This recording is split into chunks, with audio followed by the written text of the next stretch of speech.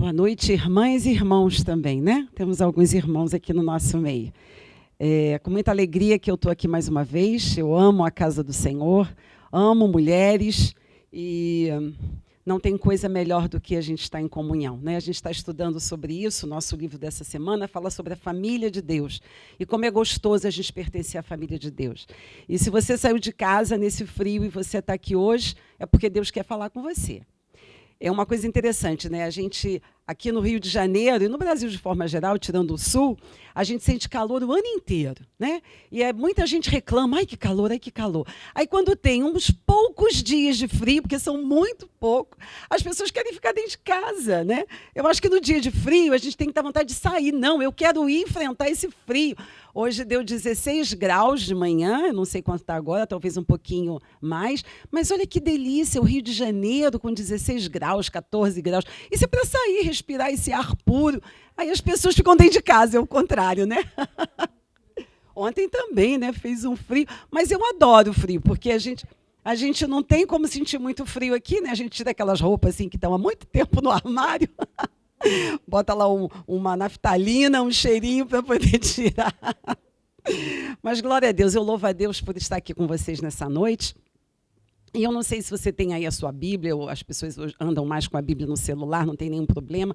Eu queria que você compartilhasse comigo da leitura de um texto que está lá em Gênesis, no capítulo 29.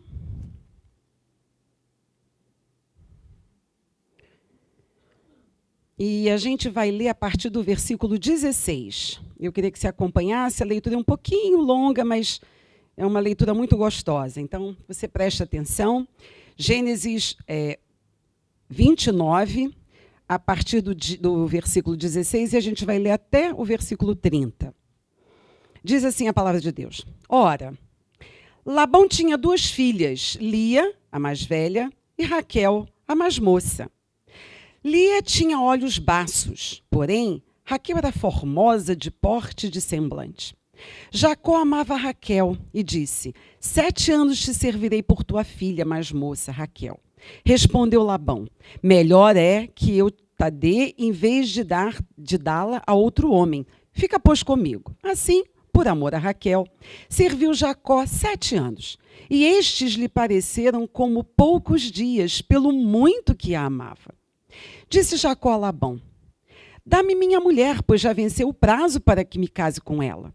Reuniu, pois, Labão todos os homens do lugar e deu um banquete. À noite, conduziu a Lia, sua filha, e a entregou a Jacó, e coabitaram. Para a serva de Lia, sua filha, deu Labão Zilpa, sua serva. Bom, ao amanhecer, viu que era Lia. Por isso disse Jacó a Labão, que é isso que me fizeste? Não te servi eu por amor a Raquel? Porque, pois, me enganaste? Respondeu Labão. Não se faz assim na nossa terra. Dar-se-á a mais nova antes da primogênita. Decorrida a semana desta, dar-te-emos também a outra, pelo trabalho de mais 7 anos que ainda me servirás. Concordou Jacó. E se passou a semana desta, então Labão lhe deu por mulher Raquel, sua filha. Para a serva, de Raquel, deu a Bila. E coabitaram. Mas Jacó amava mais a Raquel do que a Lia. E continuou servindo a Labão por outros 7 anos. Amém? Isso aqui, gente, serviria até para fazer uma pequena novela. Uma história de amor linda. Você imagina um homem que olha para você... Você é casada? Não. Ai, que pena. Se fosse solteira, já pensou? Um homem olha para você e fala assim, uau, que mulher é essa? Eu quero essa mulher para mim. E foi conversar com o pai dela, com Labão, e Labão fala assim, não tem problema não, eu te dou ela, mas você tem que trabalhar 7 anos para mim de graça. E diz a Bíblia, a gente acabou de ler, que ele trabalhou 7 anos e parecia que foram poucos dias, de tanto que ele amava a Raquel. Eu fico imaginando aquele homem trabalhar assoviando, cantando, dançando. Está chegando, é menos um dia, menos um ano, menos 2 anos. Quando chegou lá no 7º ano, a alegria do coração dele devia ter sido enorme. Opa, chegou o meu dia, eu vou me casar com a mulher que eu amo. E aí o que aconteceu na noite, que ele iria se casar? Deu um banquete enorme naquela época. os banquetes eram muito regados a vinho. E certamente Jacó estava tão feliz, tão feliz, tão feliz, que ele deve ter metido o pé no vinho, né? E ficou bêbado, acho eu, de tanto que ele bebeu. E na hora dele coabitar, né, de realmente existir o ato do casamento, porque o ato do casamento é quando existe o ato sexual, porque aí os dois se tornam um. Né? Hoje em dia as coisas estão muito deturpadas, mas a verdade bíblica é essa.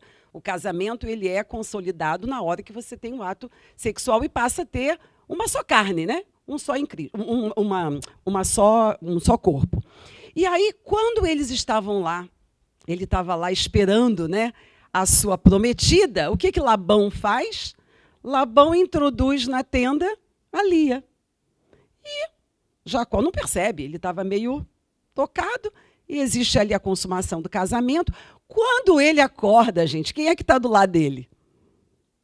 Não era a Raquel, era a Lia. Ele deve ter levado um susto, falou assim, o que a Fiona está fazendo do meu lado? Ele deve ter levado um susto, e ele foi procurar Labão, o que é isso que você fez comigo? Cadê a Raquel? Eu amo a Raquel, eu quero a Raquel para mim. E aí o que Labão diz para ele? Peraí, meu filho, na minha terra não é assim, não. A primogênita tem que casar primeiro. Então, você segura aí a Lia, você faz o seguinte, eu vou te dar a Raquel daqui a uma semana, mas para isso você tem que trabalhar mais 7 anos para mim. Ele é um lambão, né? Não é Labão, não. Que homenzinho explorador. E o que vocês acham que foi a reação de Jacó? Ele ficou triste? Não. Ele queria Raquel de qualquer jeito. Vocês já pensaram um homem que queira trabalhar de graça por você por 14 anos? Gente, amor demais, né? Eu vou te dizer, é muito amor. E Jacó, ele fez isso por amor a Raquel. Mas eu não quero me concentrar nessa tarde, né, nessa noite, nesse finalzinho de tarde, nessa história desses dois personagens, que são os dois personagens mais importantes dessa história, né? Dessa história de amor tão linda. Eu quero que a gente medite um pouco num terceiro personagem dessa história. É um personagem que eu chamaria de um coadjuvante, né? Se fosse aí num filme, numa novela, que é a figura da Lia. Uma figura esquecida, que ninguém nem percebe que ela existe, que ninguém nem lembra dela. Quando a gente lê essa história, a gente fica, coitado de Jacó, pobrezinho, vai ter que trabalhar mais. E a nossa mente vai só para Raquel, que era linda, escolhida, que princesa, que coisa maravilhosa, e para Jacó. E os nossos olhos, às vezes, se esquecem, e era assim realmente que aconteceu também naquela época, de um terceiro personagem dessa história, que eu queria compartilhar com vocês nessa tarde. Lia. E a gente, quando para pensar, o que aquela mulher sentiu diante de toda aquela situação? Quanta frustração ela não deve ter passado? Quanto sofrimento aquela mulher não deve ter passado? Afinal de contas, ela não escolheu nada daquilo. Não era isso, talvez, que ela queria. Talvez ela tivesse outros sonhos. Talvez ela quisesse até se casar com outro homem. Ela devia ter outras realidades para ela. Mas não. Ela foi envolvida nesse enredo de uma forma brutal, sem que ela pudesse ter escolha. E como vocês acham que uma mulher se sentiria numa situação dessa? Primeiro, desprezada. Imagine você viver numa casa, porque, né, diz a Bíblia que Raquel se casou uma semana depois, né, se casou, né, com Jacó, e foram morar os 3 na mesma casa. Você imagina você morar numa casa onde você sabe que o teu marido, que não foi você, que ele não te escolheu, morar na mesma casa com a sua irmã, sabendo que ela era a escolhida dele, que desprezo ela deveria assim, vivenciar naquele lugar. Um desprezo enorme, porque diz a Bíblia que ele, Jacó, amava muito Raquel. Ele amava Raquel. E é natural que ele dê mais atenção a Raquel do que a Lia. Eu não posso imaginar o que essa mulher viveu e sofreu dentro daquela casa. Para vocês terem uma ideia, diz a Bíblia que quando Jacó, depois de um tempo, quis se reconciliar com o irmão dele, eu não vou contar a história, mas quem conhece a história sabe, né? Porque Jacó fugiu, quando ele trocou, né, lá pelo prato de lentilha, Então ele fugiu, porque o irmão queria matar ele.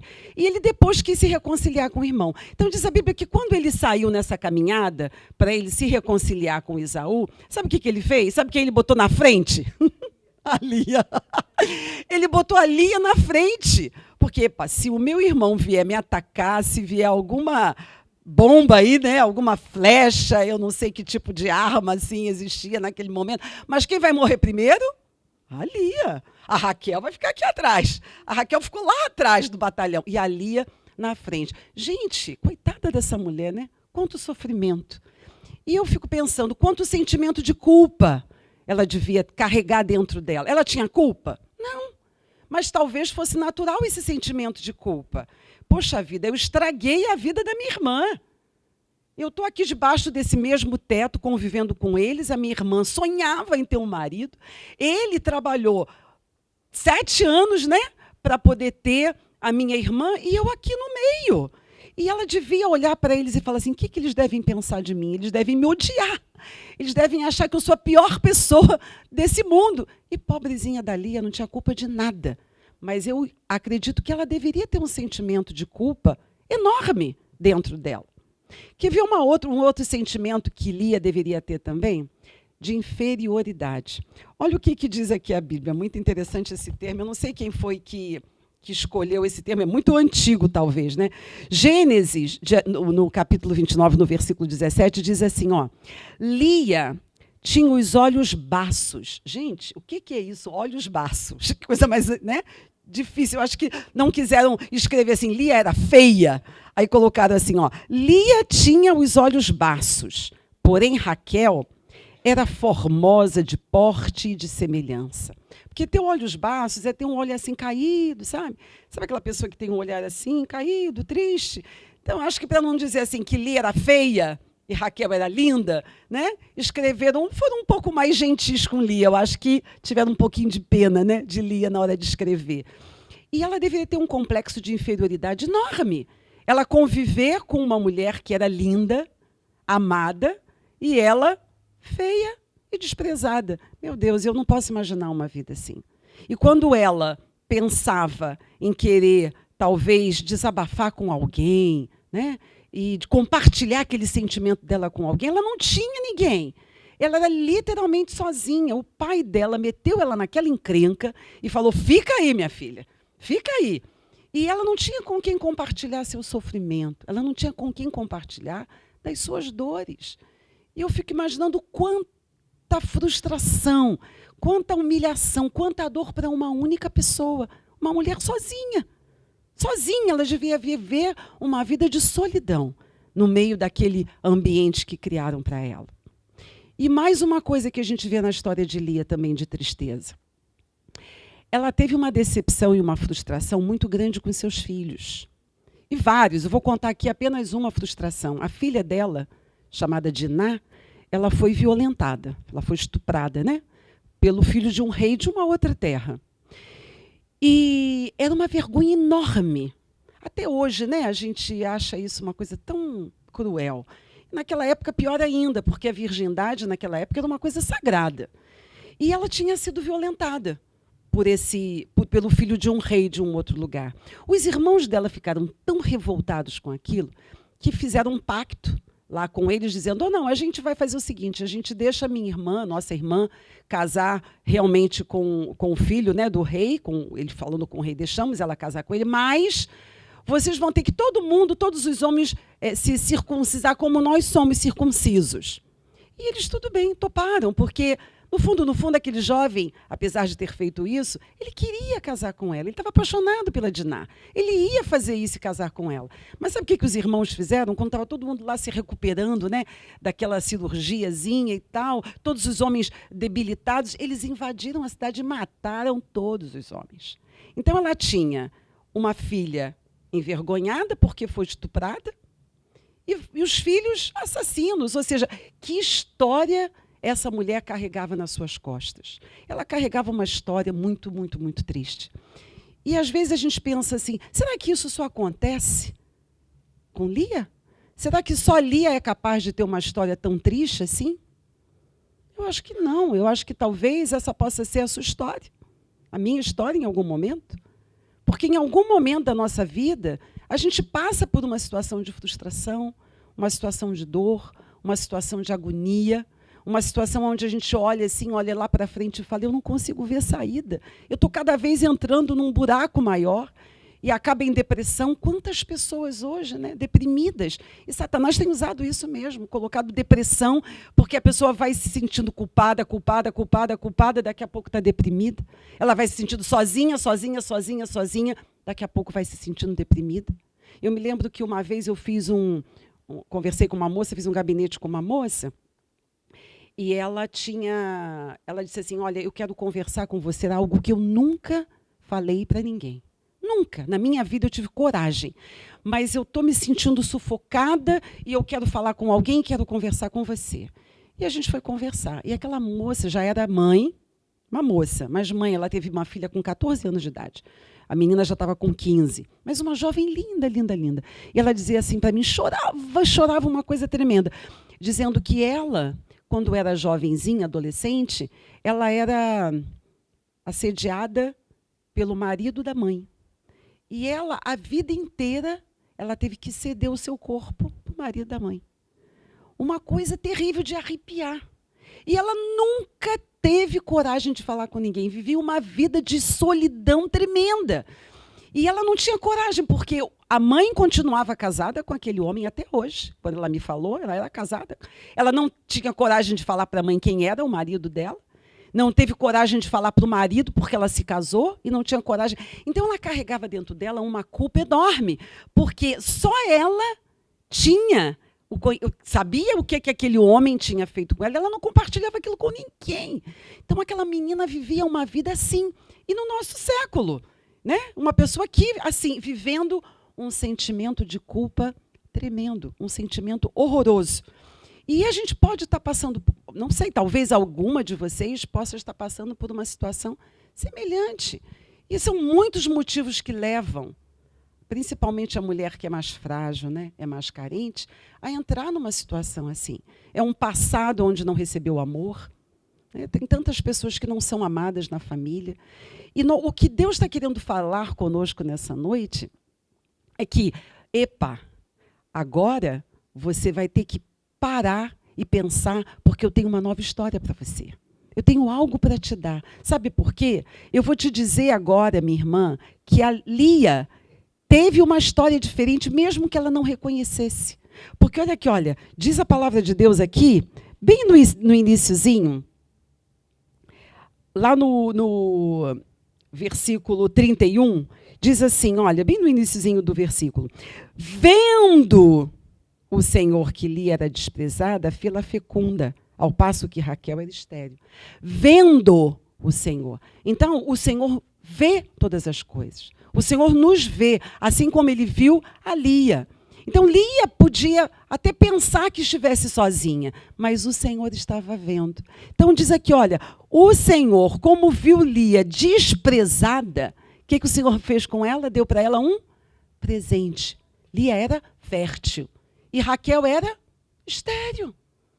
Olha o que o Senhor fez. A linda, maravilhosa, amada, querida, não podia ter filho. E a outra desprezada, feia, né? De olhos baços, sozinha, triste, acabrunhada, o que o Senhor fez com ela? Fez com que ela fosse fértil, para que ela tivesse alguma alegria. Porque a tristeza daquela moça devia ser enorme.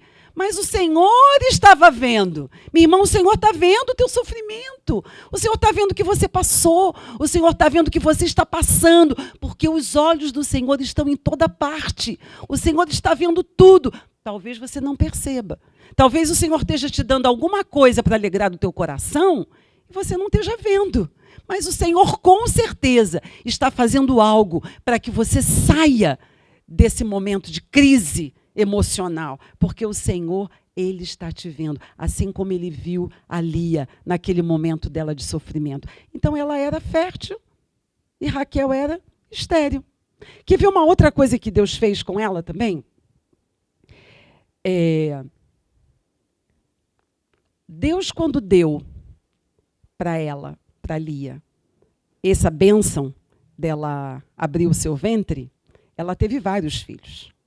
Mas teve um determinado momento que Deus falou assim, eu também vou abrir o ventre de Raquel, né? Eu vou abrir o ventre de Raquel. E aí Raquel teve um primeiro filho. Mas quando Raquel foi ter o segundo filho, quem conhece a história sabe, a Raquel morre. E Raquel morrendo, quem passa a ser a esposa de Jacó? Lia. Então o tempo é de Deus, o tempo é do Senhor. Às vezes a gente quer apressar as coisas, né? A gente às vezes quer colocar as coisas do nosso modo, do nosso jeito, e a gente fala, não, eu não vou conseguir, não, não tem jeito, não, isso não é para mim, não, eu nunca vou chegar lá. E a gente começa a colocar histórias, inventar motivos, mas quando Deus já tem o tempo certo para você, minha irmã. Deus já tem a hora certa para te abençoar. Na hora certa, Deus vai dar aquilo que você precisa. Então, esse teu sofrimento, essa tua dor, tira o foco dele. Tira o foco. Bota os teus olhos no Senhor, crendo que Ele está te vendo. Porque no determinado tempo, na hora certa, o Senhor vai fazer com que você tenha o teu lugar de honra. E aquela mulher tão humilhada, ela nesse momento em que Raquel morre, ela passa a ter o seu lugar de honra, porque ela passou a ser a esposa de direito de Jacó. Então, não fique preocupada com o tempo. E não se abale com o que você está vivendo, porque o teu tempo e a tua hora vai chegar. O teu tempo e a tua hora vai chegar. Não desista, não desanime. A palavra de Deus diz que o tempo para Deus é diferente. Um ano para o Senhor pode ser 1000. O tempo para Deus é diferente do nosso tempo. A gente fica ali, né? Um tempo, um dia que tem 24 horas, o ano que tem 365 dias. Mas Deus não vê dessa forma. A única coisa que Ele nos pede é espera e descansa.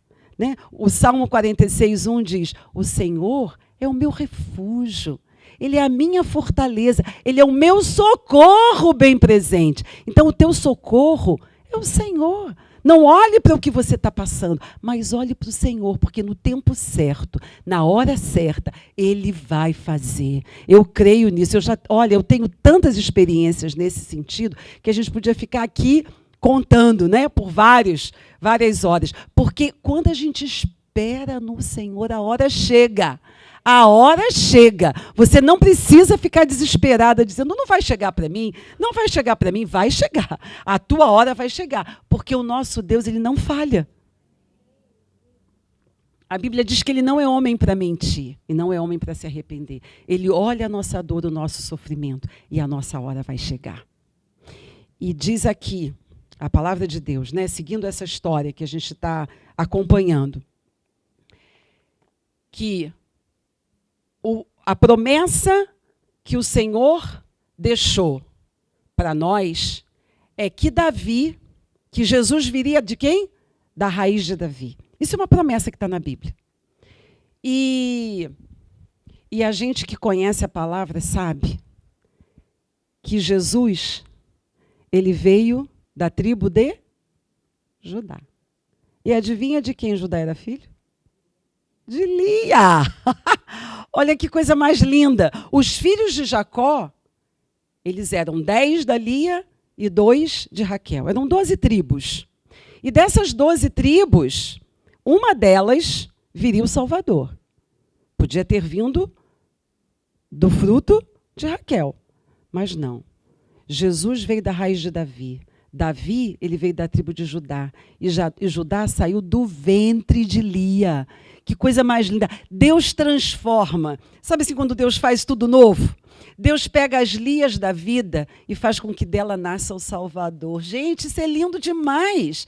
Quem podia imaginar que uma mulher sofrida fosse fazer com que da sua geração, do seu ventre, viesse a ser a geração de Jesus? E é isso que Deus faz com a gente. É isso que Ele faz. Ele nos dá uma nova história. Ele muda a tua história atual. Você pode pensar que a tua história é uma, mas Deus já preparou outra história muito melhor para você.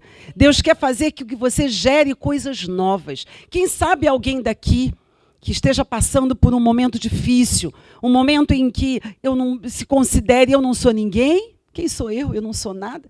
Quem sabe Deus quer transformar você numa mulher que vai ser assim, uma mulher que vai salvar muitas vidas, uma mulher que vai ser útil no reino de Deus. Deus pode fazer isso. Ele pode fazer do nada, de uma Lia que não era nada, aquela que vai gerar aquele que vai trazer o Salvador ao mundo. E essa pode ser você.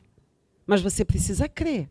Você precisa acreditar que isso é uma verdade. Hoje nós temos o privilégio de ter a palavra de Deus, onde a gente sabe o que Jesus fez, o que Jesus é capaz de fazer. Então você hoje tem esse privilégio, porque o Senhor Jesus veio ao mundo para isso. Quando a gente olha para Ele, oh meu Deus, os céus se abrem para nós, porque Ele tem prazer de se relacionar conosco. Ele se alegra quando a gente se relaciona com Ele. E é isso que Ele quer. Ele quer alegrar o nosso coração no tempo dele, na hora dele. E Ele hoje quer mudar a tua história. Ele quer fazer que a Lia que existia até hoje se transforme naquela Lia que vai trazer o Salvador ao mundo. Que coisa mais linda. Então, minha irmã, pare de focar na sua dificuldade, na sua frustração, naquilo que tem trazido dor no seu coração, no seu passado. Talvez você tenha tido um passado triste, um passado horrível. Tem pessoas que têm vergonha de dizer o seu passado. Vergonha de tanta coisa ruim. Mas e ficar carregando aquela culpa a vida toda? Não. A palavra de Deus diz que não há condenação para aqueles que estão em Cristo. Não existe mais. Então você não tem que carregar nada. Você tem que se libertar disso. Você tem que se perdoar. Uma das coisas mais difíceis do ser humano, às vezes, não é perdoar o outro, né? Porque o perdão é uma ordenança e a gente tem que fazer isso em obediência à palavra. Mas, às vezes, o mais difícil é você se perdoar. Você não consegue se perdoar. Eu me lembro que, quando eu era mais nova, eu fui passar um fim de semana de férias numa casa de praia e eu levei uma sobrinha. Minha sobrinha devia ter uns 8 aninhos. Eu levei meu filho, que tinha a mesma idade, levei ela. E eu, dando marcha ré no carro, eu atropelei o pé da minha sobrinha. Eu carreguei aquilo durante tanto tempo, aquela culpa de ter atropelado, porque a menina ficou com o gessinho no pé e ela teve dificuldade, teve que fazer fisioterapia. Que coisa horrível é a gente carregar isso. Carregar aquele sentimento de culpa. Cada vez que eu olhava para ela, fui eu.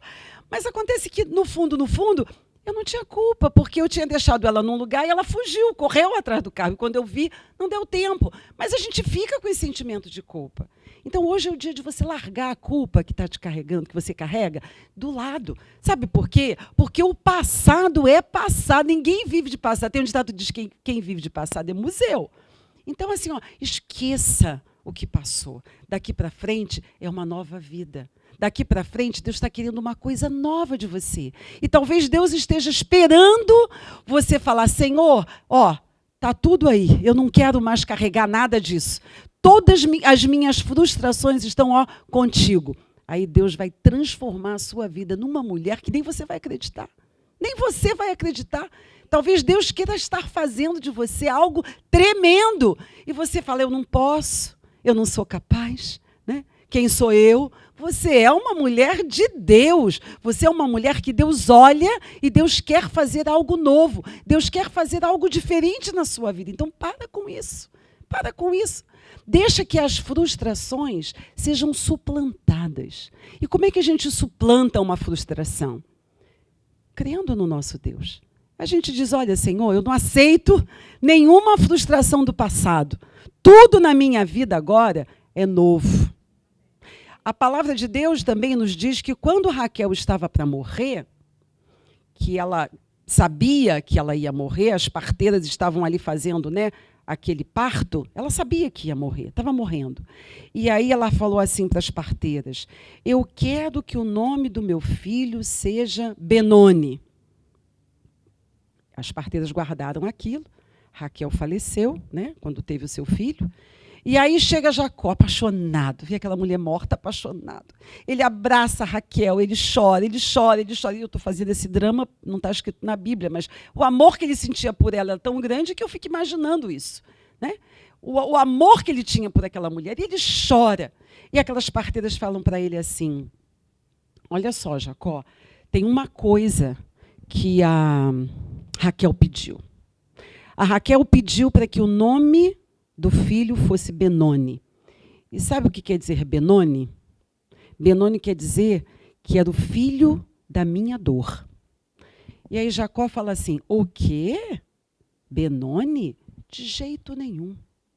Eu não vou botar esse nome no meu filho. O meu filho vai se chamar Benjamim, filho da minha esperança. Eu tenho que ter uma esperança. Eu não posso viver da dor. Eu não posso viver do passado. Eu tenho que viver de uma coisa nova. Algo que me traga vontade de viver. Uma razão de viver. Então, minha irmã, Benoni na sua vida nunca mais. Nunca mais Benoni na sua vida. Benjamim, o filho da esperança. Olhe para frente com esperança. Então, você tem que começar a dizer não para a frustração, não para o seu passado de dor, não para a sua dúvida. Não, não, não, não. Benoni, não. Mas sim, eu creio. O Senhor tem algo melhor para mim. Deus tem algo melhor para a minha vida. Eu vou crer. Uma esperança que o Senhor tem um futuro diferente para mim. Não importa o que eu esteja passando hoje, mas amanhã Deus vai transformar a minha história. E tem que começar com você. Porque enquanto você não tomar posse disso, às vezes Deus não vai poder fazer. Porque hoje Jesus Cristo veio fazer esse papel. Então, se você acreditar e crer que Jesus quer transformar a sua vida numa nova história, Ele vai fazer. Eu não sei quando, eu não sei a hora, eu não sou uma profetisa de dizer o tempo, mas eu sou uma profetisa de declarar o que a Bíblia fala. Porque profetizar é você declarar aquilo que a Bíblia diz. E a Bíblia diz, nunca, jamais eu te abandonarei. E isso é a maior verdade. Nunca o Senhor vai te abandonar. Nunca, jamais, ainda tem duas palavras, nunca, jamais, está lá em Hebreus 13, nunca, jamais eu te abandonarei. E é isso que o Senhor está querendo dizer para você. Filha, eu não vou te deixar. Eu não vou te deixar. No tempo certo você vai ver a minha vitória. Porque o Senhor quer nos dar a vitória. É que às vezes a gente acha que a vitória tem que ser no nosso tempo, do nosso jeito, da nossa forma. Talvez Deus já esteja te dando a vitória e você não esteja percebendo. Talvez Deus esteja colocando uma pessoa do teu lado para te mostrar algumas coisas que você não via. E você não reconhece que aquela pessoa foi colocada por Deus ali. Talvez você venha ao culto e escute uma palavra, né, vinda do céu. E você fala, não, isso é coisa da minha cabeça. Não, é o Espírito Santo que já está trabalhando em você. É o Espírito Santo que já está mexendo com você. Porque Ele quer te dar uma nova história. Então, minhas irmãs, vamos sair daqui nessa noite. Benoni, nunca mais. Benoni, não. Eu não quero uma vida de dor. Eu quero uma vida de esperança. Então, o meu nome vai ser Benjamim, porque eu creio que o Senhor tem uma nova história para mim. Enquanto você não crer nisso, é difícil do Senhor mostrar-se a você. Então, creia nisso. Deixa o seu passado para trás, a sua história ruim para trás. E todo mundo tem uma história em algum momento ruim na vida. O que você não pode fazer é carregar isso. Carregar isso por toda a vida. Não, larga. É como se você estivesse tirando um fardo hoje do teu coração. Deixa esse saco no chão. Entrega esse saco sujo para o Senhor. E Ele vai fazer uma nova história na sua vida.